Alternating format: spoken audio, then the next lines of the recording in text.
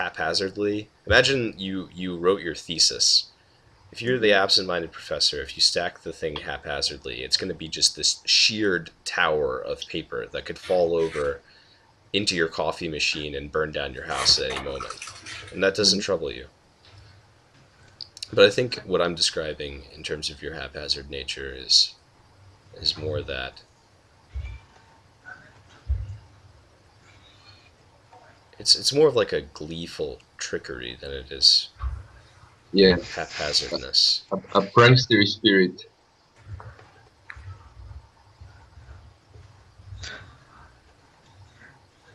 I think it's that you approach it chaotically. If you were on the D&D spectrum, you'd be chaotic good, Frank. Oh yeah, for sure. Well, yes.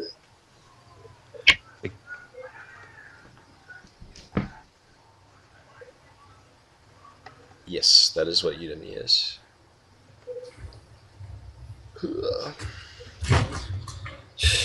Oh, you know what'd be cool, Frank? If when the wind blows in, if the structure has that thing that sucks in wind, if the smoke that's coming off of the top of the chimney of this thing gets sucked into the catcher. The structure. Yeah, that would be cool. I mean, I would have to try to draw a structure somewhere. Maybe back here. On the right side of the house, where the smoke's blowing toward. But where does it lead? Does it into the little black house underneath. Oh, it's smaller. Okay. Yeah, I don't even know what it would be. Like, we'd have to figure out what it is first, but I think that would be a cool thing for the smoke to do. Okay, let's try something.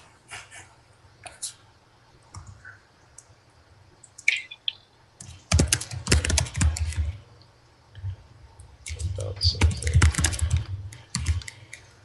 I think there are going to be two loops for this structure, Frank. There's going to be the smoke loop, and there's going to be the smoke just moving normally loop, and then there's going to be the smoke blowing into the other thing loop. And it'll alternate between the two. And we might even be able to set it so it alternates when a sound effect occurs, it triggers the sound.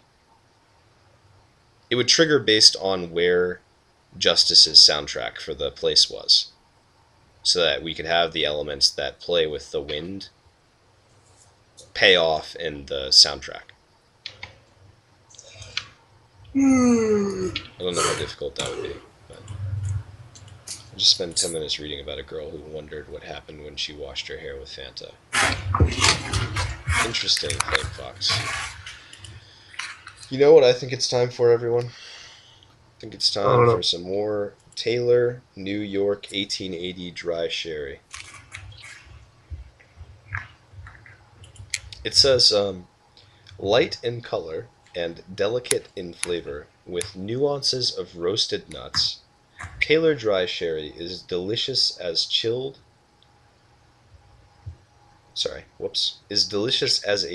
aperitif. It doesn't say anything about imbibing it warm from the bottle directly, but I think that's probably the preferred method. Do you think the people who write alcohol labels for wines do it in-house, or do you think that there's a specific job for people who do this sort of writing? The answer is it's pretty much every way you can imagine it. It depends on what kind of company it is. Usually if it's small, they do it in-house. If it's big, then it could be like a giant marketing company who does it, or a contractor. I feel like this style of writing is just so easy to replicate. It's not the style necessarily. Like they're always looking to appeal to a certain market, and so that if it's a giant company, then they're paying tons of money into research to be like, what words and phrases to appeal to this market, and what else do they buy, and we need to put these words and phrases in here, or have something similar to that in there. Right, I saw this on this label, I want this. So it's something like this, or something like that. Sometimes, yeah. Other times they don't care. It's Just write it. it's not uniform. They give it to their high schooler, and they're like, "Hey, write this." Write it. Yeah. How do you know this stuff, David? How do you know this stuff? Are you just making it up? No, I mean I know some copywriters. I mean it's not secret. You can look up. You can just. You could probably find out who wrote that, actually, if you wanted to. But yeah, it's not secret. It's pretty much how most copywriting gets done. Is some person is assigned to do it, but it's usually not in house. It's usually Outhouse. usually if they have yeah. Usually it's a contractor or like a marketing firm that does it. Do you think it gets wearisome doing it in the outhouse? I think it's very wearisome doing it in the outhouse because it smells of shit. Yes, as does the writing. As does the writing. But a very specific style of shit. Yes. The bullshit. I actually think the style of advertisements is interesting outside of actually being sold things. Like I once, for a while, I was thinking about advertisements as a structure for stories and was trying to construct a story that was made of nothing but advertisements. That'd be cool. Yeah, and somehow you would be like fed the story through like subtle hints that whoever was writing them was like slowly being poisoned to death, or that the world within the advertisements wasn't actually a fabrication of marketing; it was actually reality, and that against their will, like Toucan Sam had to promote like a cereal he actually didn't enjoy and caused like third world kids to like cut themselves or whatever. Like I don't really remember where it went, but well, I don't know. Marketing is sinister. Like I find it sinister. It's like a very omniscient like. This only happens in the modern world because we need to manipulate, at least like on a subtle way, other people to survive. Yeah. Like that in itself is like not a clearly moral thing. Sure. Yeah. Well, FlameFoxx is asking me to go make cocktails and drink them over the duration of the stream, and because I love making cocktails anyway. And I've wanted to do that for a long time. Now I have an excuse to. I think I'm gonna go do that. So FlameFoxx, you won this round.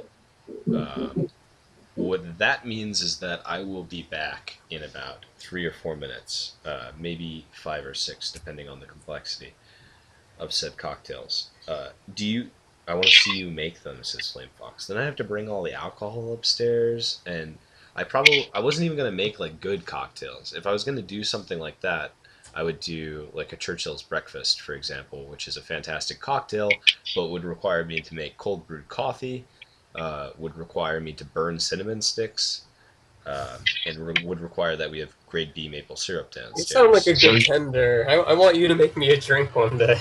Well, when we all get together, we will definitely make drinks. Sounds like a pagan ritual too. Sounds like a what? A pagan ritual. Yes. Yes. Or bring the laptop downstairs. I can't do that. That's against the rules. See, you guys know me in this very specific sphere of my household, this room, and it benefits the both of us to keep that arrangement as is. Yeah, I'm convinced that you're actually in like a shipping container. Yeah. Because here's the thing, I could leave, but if I leave, then, you know, and I've used this analogy before, you know how when you close the refrigerator door, the light blinks off? When you guys stop watching, the light blinks off. I can't actually leave this genie lamp that I'm in. I just make it appear that I can. So, in order to get the requests filled, I have to fill out paperwork. I have to have members of the team send me stuff. It's just this complex process. No one enjoys it. I think the IRS is in on it at this point. They know what's going on, and the jig is somewhat up. So all of that being said, I can't bring the laptop downstairs. I can bring the cocktails upstairs. But they're not going to be great cocktails or anything like that. They'll probably be fairly simplistic. And I might even just improvise a little bit. We'll see.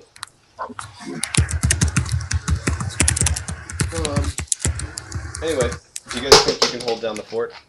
I've held down smaller forts. Okay. Well, that's what they said about the Alamo, but I believe you. I held down the Alamo. It was fine. Davy Crockett's like, I've held down smaller forts. This should I, be no I problem. I can do this. Okay, I'll do that. Okay. So stream for like the next 80 to 90 days. I'm gonna be taking over stream. We're gonna be streaming a lobotomy on next Friday, Tuesday, and then after that, it's pretty much gonna be how to make your own chocolate milkshakes from nothing but sand, water, and college ruled paper. I know you're saying, how can I make a chocolate milkshake with just those three ingredients? Well, I am going to give you the DL on a choc milk. No problem. This Wow, is what this is man. what this is what happens when Kirby leaves. I like You're gonna first, miss. first I like to say the most outrageous things I can think of for a while. Pitching this idea again: a flashing light from inside the house / cob with the chimney can indicate the light produced by the fire. Might be a nice effect. Yeah, Yeah. Gosu, I think we've talked about that. We're probably gonna do a thing like that. I think. Yeah, I'm just wasting a lot of time right now with this stupid smoke and stupid windpipe. when Saki thing. I was thinking about it maybe like being. How do you? Uh, How do you? I Yeah, want yeah. to know Sorry, how go to on. make chocolate milk from sand and water and paper. Yeah, I was thinking about like maybe it could be like a really big pillowcase that they like peg one side to the ground, and so like when the wind picks up, it goes like from the ground up into the sock. That might be a pretty visual. Um, but I don't know. Like another version, like I can't help but thinking that it looks kind of Dr. Seussy, like it's like held up by poles and stuff. Hmm. I don't know. Yeah. Cody, do you have something in mind for this? Cody, you around? Cody? Yeah, I'm around. I'm here. Let's see. You know, I just kind of I don't, I guess. What a spectacular response. I was thinking that it would just be like little, like almost like the end of like horn instruments, but maybe not flare out as much. That would just be kind of like poking out of the rock face in strategic elements. Like it might almost look like gun barrels, like big like blunderbuss barrels, sort of like poking out of like certain rock faces. That's what I was thinking. But they would be made of like wood, and they would have kind of like a French blind kind of like shutter thing going on in the front of them, so they would open up and close like a check valve or something. I don't know. There's like kind of an accordion shutter thing going on. Yeah, Yeah. yeah, but like most, like all the really, when it gets really intricate and advanced looking, that's whenever you don't see it. You know, hide all that stuff in the walls. No one cares. It just works, and and it doesn't like confuse people about how advanced these people are, because you don't really know. It could maybe it's just a really porous rock face, and they're just taking advantage of nature. Yeah. It'd be interesting as a water filtration system. Yeah. Okay. Hey there. Hey. I'm back with Di Serono, Triple Sec, and Bailey's. That's a really nice shipping container you live in. Yeah, I know, right? And a crystal glass, too. Just to improve the cocktail experience. Unfortunately, I don't have one of those round spheres of ice that you put in the cup that cost about $1,000 each. What? Otherwise, I would have used one. I don't know these spheres of expensive ice. People buy perfect spheres of ice, artisan ice spheres. No. Yes, it's true. No. Why No. are they so expensive? People do that. Why do they do that? Because it's a status symbol. No, You could why, also why, just why, get a metal why does it ball. cost so much? Freeze that shit. No. It's important that it be perfectly spherical ice and it fit in the glass exactly. Sometimes people order drinks from bartenders in really fancy restaurants, and the bartender will create the sphere of ice themselves. But I'm usually, gonna buy me some like ping pong balls and some get rich. Yeah, that's a beautiful face, Frank. Thank you. FlameFoxx wants to know how to make chocolate milk from sand, water, and paper. Unfortunately, FlameFoxx, I have not unlocked the secret of alchemy yet. But as soon as I learn, I will let you know. Yeah. Flashing light. Okay, Gosu says a flashing light from inside the house, cob with chimney can indicate the light produced by the fire and might be a nice effect. Yeah, I think a flashing light from inside of the tiny little house would be a great idea. Or a flickering light. Guys, I'm gonna take a small break. I'll be right back, okay? Okay. Okay. This cocktail is delicious, by the way. For everyone who suggested that I go make it, I salute you. For those at home keeping score, this is cocktail number 1. We still have our dry cooking sherry upstairs, and I've brought a Stella Artois, which I will be enjoying after this cocktail. If you want to go make this at home, and you have Bailey's, Grand Marnier, and Di Serono, it's 2 parts Bailey's, 1 part Grand Marnier, 1 part Di Serono. And I can type that up for you if you want me to in the Twitch chat. Technically, you don't need those specific liquors, you just need the type of liqueur, and you can make it. I didn't shake mine, but you can shake yours if you prefer it to be frothy. Also, adding milk is generally a good idea, but I find that if I do a lot of drinking and have milk in my stomach, that I do less well than if I don't have milk in my stomach. You need a cocktail counter on the stream, like in the top corner. You know, at some point when the stream evolves to me being able to do all the things I'd like to do with it, I think we will have a cocktail corner. I do have a cocktail shaker in my room. So I could pour this into that and then do that again, but my cocktail shaker was used to hold, I think, pencils for a little while, so I'd rather wash it out before I did that.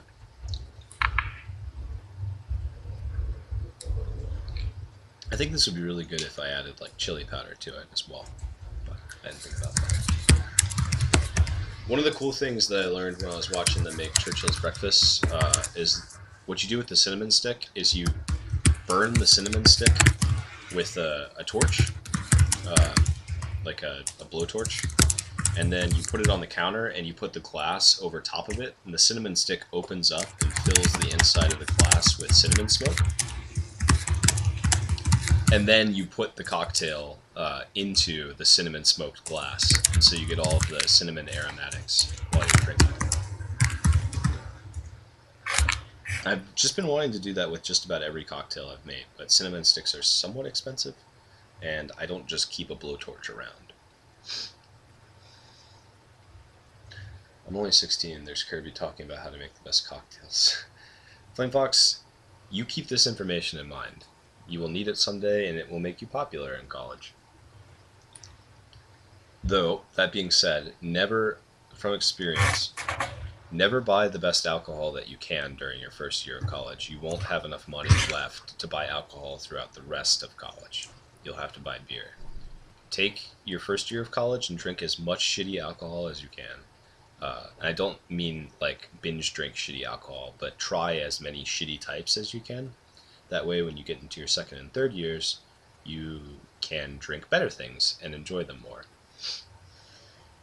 The inverse curve is not as pleasant.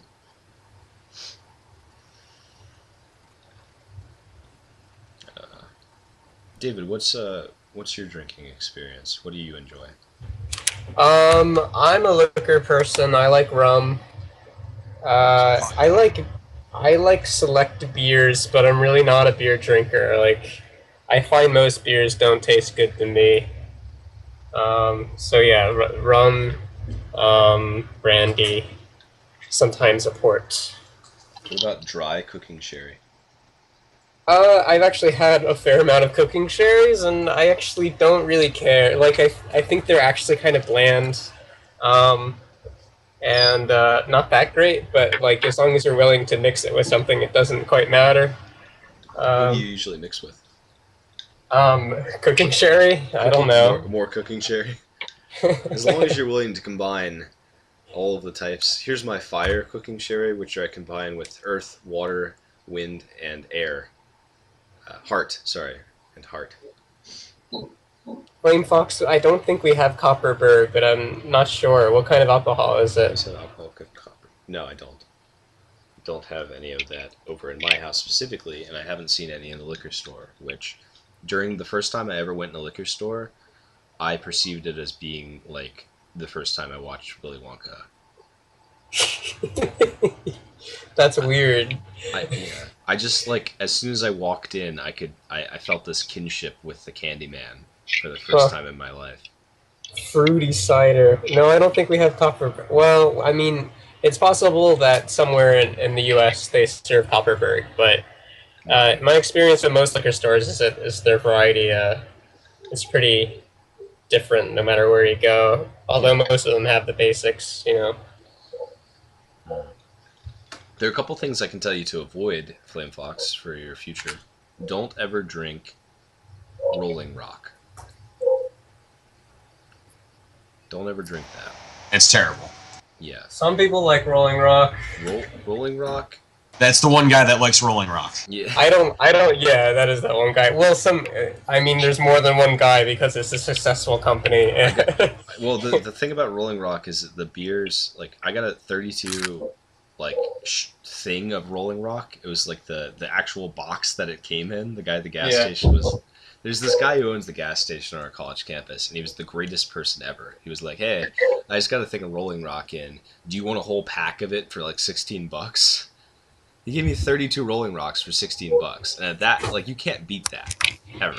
So I did it, and then we proceeded to drink through the 32 Rolling Rocks between 3 people, which isn't that much beer compared to the people that like, really drank. In fact, one of the members of our team used to be one of the professional drinkers I would drink with. And they would go through, like, 24 packs on their own. But for me, specifically, drinking that much paint thinner, I didn't do so well over such a short period of time. Kirby, we should drink together. Yes, George, we should. And when the team finishes its thing and everyone meets together, we are going to do some determined drinking. I think that's 3 years out from now. So you have that long to prepare your liver. Is that 3 years out from now? Yeah. Oh, I was talking about exhausting. forever, but apparently not. Well, we have to do the Kickstarter first. That has to be successful. Then we have to develop the game. Then we have to get money from the game. Then we have to determine what the middle point for all of us meeting. Tonight. Me and you. I don't give a... George, I'm already drinking, so I'm prepared. I'm currently working on some last-minute changes to the website. If you want this to have swear words in it, yeah, I'll drink right now. No. Oh my god. Frank's dog says no. No. That is socially shat upon often around here. Oh, yeah. I see what you're saying now. It's a Rolling Rock. Rolling Rock is a beer, but really it's the 5th byproduct in the refinement of jet fuel.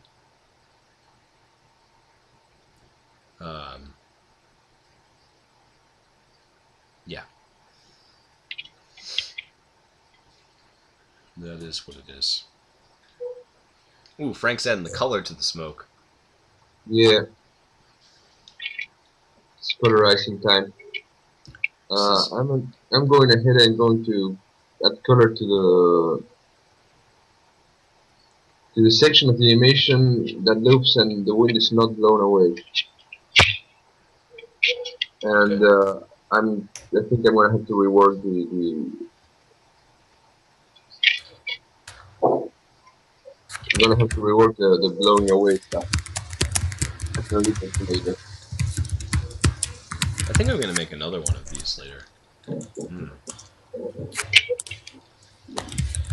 Can I get any of you guys working on the project some drinks right now? And bring them and drink them for me. I would love a drink. How about a White Russian? White Russian. I can make. I don't know if we have the stuff for White Russians here, but I remember. Well, first off, my girlfriend's favorite drink is a White Russian. It's a good drink. So you two would get along. Yeah. She down like I got this economy bottle of vodka, actually fairly good vodka, but for a really cheap price and a ton of it. It's like Swiss vodka or something like that. And I brought it over when I was visiting the campus, and it was in the fridge one night, and then I left, and we started on that bottle on Saturday, and it was gone by Monday afternoon. And that's just making White Russians, which, like, I don't even know, like, we didn't have that much Kahlua there, or we were using Kapali, which is, like, low-budget Kahlua. But I don't know how they stretched out that much vodka into their White Russians. They must have been, like, translucent Russians. Bullet rye whiskey if you have it. If you ever participated in a game jam, or in other words, DJ Dave's 87Y. Have you ever created a game where you have a certain amount of time to make it? No, DJ Dave's 87Y. Actually, yes, I have. But it wasn't like a video game jam. It was a board game jam, and it was when I was back in middle school. And I won first place for it. Whoa. Yeah. Congratulations, man. Thank you. It was at a Latin convention, so I don't feel so great about it. A Latin convention. Yeah, I was taking Latin at the time as my language requirement. Mm-hmm. So there's a whole bunch of kids who went to a convention for Latin in middle school, and one of the things you could do was make a game. So we had a set amount of time to make it, and mine was the best. But I mean, the field of play was not level. I had invested the majority of my life up until that point playing games. These guys weren't ready. Oh, I thought it was you know, some Latin convention and some Latin culture. No, this is like Roman Latin. Yeah, I think it was dance salsa, you know, and stuff like that. Dude, that would have been great. Some of those kids needed that. I probably needed that. Yeah. Because the dancing at the Latin convention was really awkward, and some salsa would have livened things up, I think. I don't think beers get much cheaper than £1.50 per bottle. You gotta find, like, the canned beers that are, like, really cheap from terrible places. Although, you guys have pubs over there, so you don't have to worry so much about that. I'm sure you can get stuff on draft that's cheaper. Bullet rye whiskey if you have it. Neat. Well, Cody, I will work on doing that. You know, it makes sense, because where you live, whiskey is, like, the thing. The absolute thing. Yeah. I'd like to get more into whiskey. I hear that, like, delicious. Whiskey is Bourbon, a thing yeah. once you start really knowing what you're drinking and stuff like that. But Cody, you're right. I'm sorry. I should have said bourbon. For sure. I'm just